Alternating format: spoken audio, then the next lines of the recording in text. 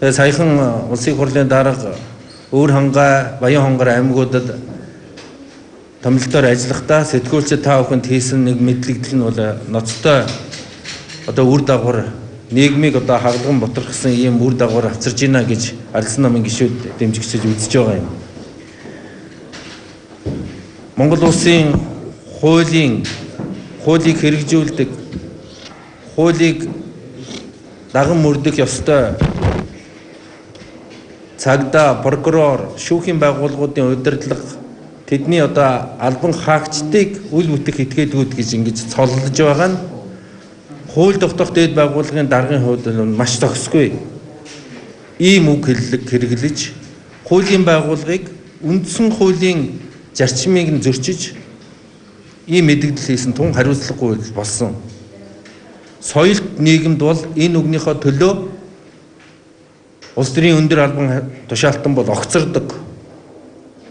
Ер нь Өөр хангай аймаг Баян хонгорт явж байхдаа хуулийн байгууллагуудын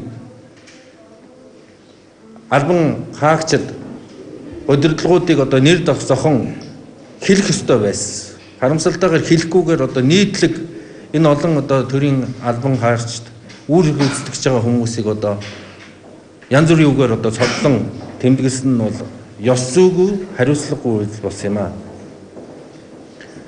Ардсан намын гишүүд дэмжигчтэй холбоо бол энэ нийгэмд бугулсан болохгүй байгаа зүйлүүд, ёс суртахуунгүй байгаа зүйлүүд, хууль зөрчиж байгаа зүйлүүд, ялангуяа эрх мэдэл бүхий албан тушаалтууд Монгол улсын үндсэн хуулийн ерөнхий Монголын нийгмийн ёс суртахууныг тээж байгаа үндсэн заалтуудыг зөрчдөг ийм зарим үйл явдлыг бол өнөөдрийг хүртэл эсэргүүцэн буруу шааж ирсэн юм аа. Тэгэхээр энэ удаагийн улсын хурлын даргын үйлдэл ч гэсэн Монгол улсын үндсэн хууль, үндэсний аюулгүй байдал, Монгол улсын үндсэн хуулиар заагдсан Монгол улсын иргэд эвтэй дүнжинтэй амьдрах энэ үндсэн заалтуудыг зөрчиж байгаагаараа ноцтой үйлдэл гэж ингэж бид үзэж байгаамаа. Тэм учраас дахин та бүхэнд Ардсан намын гишүүд дэмжигчтэй холбооноос Ардсан намын дарга бол өнөөдөр үндсэн дүрмийн дагуу